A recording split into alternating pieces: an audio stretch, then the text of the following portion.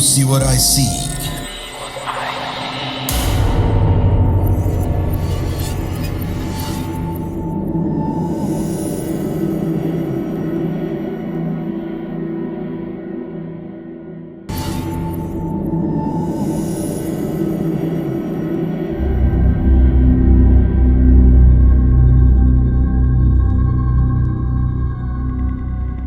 Halo, assalamualaikum.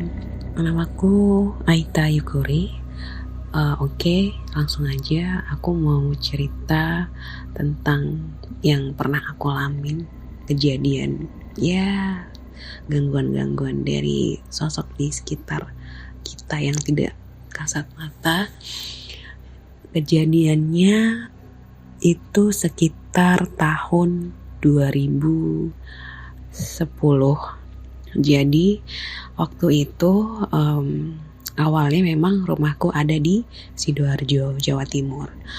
Kemudian almarhum ayahku dipindah tugaskan di Kota Malang di tahun 2009. Setelah 1 tahun di Malang, almarhum ayahku dipindah lagi ke Sidoarjo atau ke Surabaya. Jadi mau gak mau waktu papa dipindah tugaskan lagi ke Surabaya itu, posisi aku di kelas 2 SMK di semester 2 akhir. Jadi mau naik kelas 3 SMK. Yang mana itu kita harus persiapan untuk ujian nasional dan ujian praktek. Jadi aku menolak untuk pindah lagi ke Sidoarjo. Akhirnya keluarga memutuskan aku untuk kos di Malang. Akhirnya aku cari kos di daerah belakang persis di sekolah saya. Sekolah saya ini berada di daerah Janti, Malang. Kemudian saya dapat kos itu di belakang persis di sekolah saya. Jadi sekolah saya ini ada 2 gedung. Yang satu gedung utama, kemudian ada di gedung selatan. Tetapi antara gedung utama dengan gedung selatan ini tidak berada di satu lokasi. Jadi jaraknya kita harus keluar dari gedung utama, jalan kaki sekitar 1 kilometer ke arah selatan. Nah, untuk menuju ke gedung selatan sekolah itu kita harus melewati area perkampungan warga. Nah, di situ ketika saya jalan menuju ke gedung selatan, saya melihat ada rumah kos yang baru banget direnovasi, menerima kos perempuan. Akhirnya saya tanya-tanya dengan bapak kosnya. Nah, ternyata bapak kosnya ini adalah WNA dari Hong Kong kalau nggak salah. Dia menjadi WNI itu setahun terakhir sebelum kos itu direnovasi. Jadi dia di Hong Kong itu dapat TKW asal Malang. Nah, berhubung bapak kosnya ini tidak punya anak dan istri, akhirnya dia mengangkat si TKW tersebut menjadi anak angkatnya. Dan dia juga berpindah agama menjadi agama Islam, dan dia juga berpindah kewarganegaraan menjadi WNI. Dan kemudian dia membeli rumah di Malang itu menjadi rumah kos direnovasi. Oke, kemudian saya menempati kos tersebut. Ada beberapa hari waktu itu teman-teman satu kelas saya cerita dan tanya sama saya, itu kosnya kayak kita nggak pernah lihat deh. Karena kan kita dalam seminggu itu ada beberapa mata pelajaran yang kelasnya itu ada di gedung selatan. Otomatis kita harus ngelewatin rumah kos itu karena letaknya ada di jalan utama perkampungan warga itu. Kemudian saya berpikir, iya juga ya, kok kita nggak pernah ngelihat ya. Padahal tuh rumahnya besar, lumayan besar, lantai 2, dan itu kelihatan banget, dan itu baru kelihatan ketika udah direnovasi. Singkat cerita, setelah aku nempati beberapa minggu, aku iseng-iseng nanya sama ibu-ibu penjual gorengan persis di depan kos aku. Lalu kemudian aku nanya ke ibu-ibu penjual gorengan itu, Bu, saya kan sering ke Gedung Selatan, tapi kok nggak pernah melihat rumah kos ini ya? Baru-baru ini aja nih pas saya mau nyari kos baru kelihatan banget kan direnovasi, dicat terang, kemudian dibersihin segala macam. Terus ibu penjual gorengannya cerita sama aku, oh iya mbak, rumah ini ada kosong sekitar 5 tahun, terbengkalai, nggak diurus sama sekali. Akhirnya dibeli sama bapak kos itu, direnovasi, dijadikan rumah kos. Yang lantai 1 itu dihuni oleh bapak kos sama satu asisten rumah tangganya laki-laki. Nah di lantai 2 itu ada sekitar 6 kamar. Jadi setiap kamarnya itu dihuni 3-4 orang. Karena memang itu kos untuk anak-anak sekolah sih sama anak-anak kuliah. Jadi istilahnya harganya terjangkau dan memang murah. Dan satu kamar itu kasurnya itu tingkat gitu. Jadi yang di bawah 2 orang, yang di atas 1 orang. Ada yang di atas 2 orang, di bawah 2 orang. Macam-macam. Nah kebetulan aku nempatin kamar kos posisinya paling hook di depan sebelah kanan. Kemudian kejadian aneh mulai terjadi. Waktu itu saya pulang sekolah karena udah kelas 3 posisinya waktu itu. Pulang sore karena habis ada bimbel, saya naik ke lantai 2. Nah posisi kamar aku ini ketika buka pintu itu langsung ruang TV. Nah di belakang ruang TV itu ada kamar lagi pas di depan persis saya. Itu posisinya hook sebelah kiri, kalau kamar saya hook sebelah kanan. Nah di posisi kamar depan itu ada salah satu penghuni kamar inisialnya F. Si F ini melamun di depan TV dengan menekuk lutut, kemudian sambil tangannya meluk kakinya. Kemudian saya nyeletuk lewatin dia, F jangan ngelamun, ntar kesambet. Saya spontan aja waktu itu ngomong kayak gitu. Gak lama saya udah ganti baju, saya udah cuci muka, wudhu, mau sholat asar. Tiba-tiba dia nangis. Nangisnya tuh kayak sedih banget gitu. Otomatis saya langsung keluar kamar. Kenapa F gitu kan. Akhirnya aku dibawa ke kamar. Kemudian karena aku ingat masih nyimpen wudhu, langsung ngambil Al-Quran. Karena aku ingat banget pesan dari ibu saya, kalau ada gangguan atau apapun baca 4 ayat terakhir di surat Al-Baqarah. Akhirnya itu yang aku baca berulang-ulang selama setengah jam. Nah waktu titik klimaksnya itu ketika aku bacain tuh tangannya itu kan menggenggam tangan aku yang sebelah kiri itu ngeremasnya itu benar-benar sakit gitu kan. Semakin aku kencangin baca Al-Quran, aku bacain di telinganya terus selama setengah jam, sampai akhirnya tangannya itu mulai lepas pelan. Akhirnya dia sadar. Dia cerita nangis sambil meluk, tadi ketika kamu bacain Al-Quran tadi ada sosok menyeramkan di depan mataku dan dia benar-benar menakuti kita semua, dia bilang gitu. Kemudian akhirnya dia pindah kamar lah di sebelah kamarnya gitu kan, di kamar C. Kalau kamarku A, kamar dia kamar B, dia pindah lagi ke kamar C.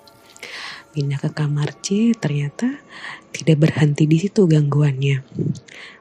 Setelah pindah, waktu itu gangguan datang lagi sore-sore tuh, kalau nggak salah habis maghrib. Teman yang lain teriak, Tata gitu kan, apa sih gitu kan. Ini si F, nggak tahu nih, dia entah kesurupan, entah diliatin. Coba deh kamu lihat ke kamar C gitu. Akhirnya masuk ke kamar C. Posisi dia di nggak tiduran, jadi dia kayak nyender di duduk nyender di kasurnya dia. Aku bilang, kenapa gitu kan? Ada mantan pacar aku tuh di pintu berdiri, katanya nemenin aku. Sadar gitu kan, dia kelihatan matanya kosong banget. Akhirnya teman-teman itu pada merinding, gak mau nemenin kan. Aku memberanikan diri bilang, Mas tolong ya jangan ganggu kasihan, dia lagi gak enak badan, kita juga besok harus sekolah, harus belajar, tolong ya pergi gitu. Enggak kok, dia gak ganggu kota, kata si F gitu. Ya mas please ya pergi gitu. Itu dalam keadaan saya merinding banget, sama kan juga masih merinding kalau inget-inget itu. Kemudian gak lama si F bilang, udah dia udah pergi kok. Gak lama dia langsung tidur gitu, kayak gak sadar. Aduh, ini kayaknya ada yang gak bener nih di rumah ini gitu kan. Nah, setelah keesokan harinya itu berpindah lagi gangguannya ke teman si F satu kamar yang di C itu. Inisialnya L. Si L ini dari pulang sekolah sampai sore itu badannya panas tinggi, gak reda-reda sama sekali. Otomatis kita khawatir dong. Tapi dia bilang, aku gak apa-apa kok kak, aku gak pusing, aku gak mual. Kemudian akhirnya salah satu teman kos punya inisiatif, udah sini aku ajak kamu keluar L gitu kan, jalan-jalan yuk sambil kita beli makan gitu. Akhirnya dibawa keluar sama temanku ini, salah satu teman kos juga, dibawa keluar naik motor, beli makan dan segala macam. Pas balik ke kamar, itu si temen yang satu kos yang bawa si L keluar tuh cerita, tahu nggak? Itu tadi si L aku bawa keluar, badannya dingin, udah kayak orang sehat, nggak ada tanda-tanda sakit sama sekali. Anehnya ketika balik ke kos itu badannya panas tinggi lagi. Akhirnya kita kasih obat, kalau nggak salah kita kasih obat, tapi aku lupa tuh bagaimana story. Akhirnya dia nggak demam lagi. Kemudian besoknya lagi kejadian lagi sama si F, dia lagi jemur baju di lantai 3. Itu katanya setelah di lantai 3 itu dia tuh kayak pucat gitu mukanya itu. Aduh merinding banget aku cerita ini. Dia cerita, aku lihat sosok gak tahu tadi apa lantai 3 gitu, liatin aku, mandangin aku, nungguin aku gak bisa lari, dia bilang gitu. Apalagi nih gitu kan. Akhirnya dari situ dia kayak udah mulai capek kan, ngerasain gangguan-gangguan di tubuh dia. Aku mikir apa dia emang ada yang ganggu gitu. Setelah dia pulang 2 minggu, dia sekolah nggak 2 minggu, dia pulang 2 minggu nggak salah, dia nggak sekolah juga 2 minggu. Setelah itu tidak sampai di situ kejadian. Kemudian kejadiannya berpindah ke salah satu teman sekamar aku, inisialnya M. Jadi aku sekamar bertiga, inisialnya sama-sama A, itu kita sama-sama di bawah berdua. Si M ini di kasur atas, di bagian atas, kasur tingkat bagian atas itu. Suatu malam aku dengar sendiri itu. Jadi sebelum si M ini gebuk-gebuk kakinya untuk bangunin kita berdua, aku dengar ada suara piano gitu. Suaranya itu sesuai nada gitu, ting ting ting ting ting, dan itu nyaring banget suaranya. Ini suara apa sih gitu kan? Aku mikir apa aku karena emang lagi mimpi atau segala macam. Terus gak lama si M ini gebuk-gebuk kakinya, duk-duk di kasur, bangun kita, bangun, apa sih gitu kan? Dengar nggak suara apa tuh gitu? Iya kayak suara piano gak sih gitu. Iya. Dan kita tuh aneh, ini tuh jam 2:30 pagi, siapa yang main piano kencang banget nyaring gitu kan, ting ting ting ting ting ting ting, merdu gitu suara pianonya. Akhirnya keesokan harinya malam lagi si M bangunin lagi tuh, takut gitu. Kenapa sih takut? Aku tidur di bawah ya bertiga sama kalian gitu. Dia turun ke kasur bawah, bertiga kita tidur. Paginya dia cerita bahwa karena posisi kamar kita tuh di hook sebelah kanan, jadi jendelanya tuh di depan, bagian depan gitu. Nah dia cerita katanya ada yang nangis di depan jendela, nangisnya kayak dia minta tolong untuk masuk ke rumah kos itu tapi gak bisa. Lalu berlanjut di malam besoknya lagi, suara piano itu terdengar selalu sekitar jam 2 sampai jam 3 pagi gitu. Dan kita masih bertanya-tanya dong, itu suara piano dari mana? Sedangkan bapak kos tidak punya piano, tetangga-tetangga juga gak ada yang punya piano. Bahkan aku punya teman sekelas yang letaknya gak jauh dari rumah kos aku yang tempatin waktu itu. Aku tanya, kamu kalau jam segini denger piano gak? Kencang banget. Gak ada tuh, mana ada jam segitu orang main piano gitu kan. Terus akhirnya kejadian berlanjut lagi. Si waktu itu suatu pagi kita udah mandi, udah sarapan, udah mau siap-siap berangkat sekolah. Nah tiba-tiba si M ini duduk di kasur aku yang di bawah dengan mengelus-ngelus jam tangan aku yang gak sengaja dia senggol dan dia pecahkan. Jadi di kamar itu, di satu dinding kamar itu aku pasang kaca yang ada tatakan untuk sisir sama tempat jam tangan aku itu. Kemudian dia bilang sama aku, "Ta, maafin aku ya, jam tangan kamu pecah." Itu sama kepala dia tuh agak diluleng-luleng gitu, kayak ke kanan gitu, kayak geleng-geleng ke samping gitu. Apa sih Em, orang cuma jam tangan doang, ayo kita berangkat sekolah gitu kan.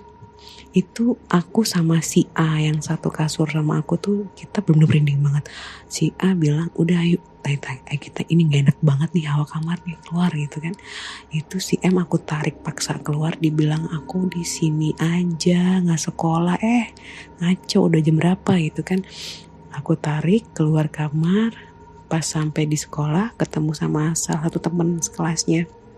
Aku titip ya, si M tadi waktu di kos dia pucet banget, putih pucet gitu kan. Takutnya kalau pas pelajaran dia gak kuat, dia pingsan. Oh iya gitu.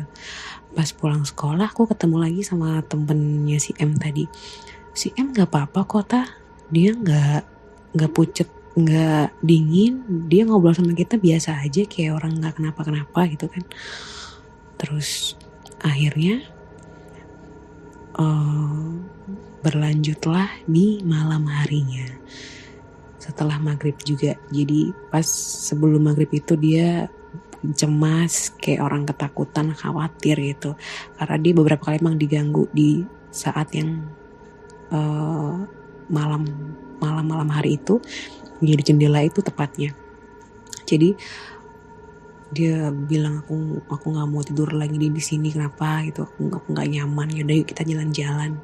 Nah setelah habis maghrib kita udah siap-siap, udah rapi mau berangkat, tiba-tiba dia nunjuk-nunjuk ke jendela, ta gitu. Apa Em? Itu dia nongol di jendela. Itu aku merinding satu badan itu kan. Dia sambil nangis teriak, otomatis mancing satu teman-teman kos datang ke kamar kita kan. Dia sambil teriak, itu dia di jendela gitu kan. Itu teman-teman kos langsung bukannya nggak bisa ngomong apa-apa, udah pada kabur ke kamar sendiri-sendiri gitu. Sampai akhirnya aku tarik, udah kita jalan-jalan yuk gitu kan. Nah pas kita di jalan keluar kosan itu, si M cerita bahwa dia melihat sosok yang sama seperti malam-malam sebelumnya. Jadi karena kasur dia di bagian atas itu sejajar dengan jendela, otomatis kelihatan di luar itu ada apa aja gitu kan. Dia cerita bahwa ada perempuan yang sama, dia selalu menangis gitu, dia kayak meronta-meronta gitu kan, kayak orang mau masuk rumah nggak bisa, itu minta tolong dan segala macem. Ya udah akhirnya setelah kejadian itu dia udah mulai rajin ngaji, sholat dan segala macam, dia udah mulai nggak diganggu. Dan kejadian-kejadian lainnya itu itu terjadi di teman-teman kos lainnya. Ada yang dipanggil-panggil, kemudian ada yang merasa kayak di belakang mereka gitu, dan itu kejadian nggak sampai di si M itu, sampai akhirnya bapak kos tahu, dia memanggil dukun dan dia melakukan hal-hal yang tidak saya sukai dan itu memang tidak diperbolehkan di agama. Jadi saya makin tidak nyaman, sudah tempatnya diganggu, kemudian dipanggil orang-orang yang melakukan kesyirikan, otomatis saya makin gak nyaman. Dan akhirnya saya memutuskan untuk pindah kos, dan ternyata masih banyak kejadian-kejadian lagi yang waktu itu teman-teman juga cerita. Oke, itu tadi cerita dari saya. Terima kasih sudah mendengarkan. Wassalamualaikum warahmatullahi wabarakatuh.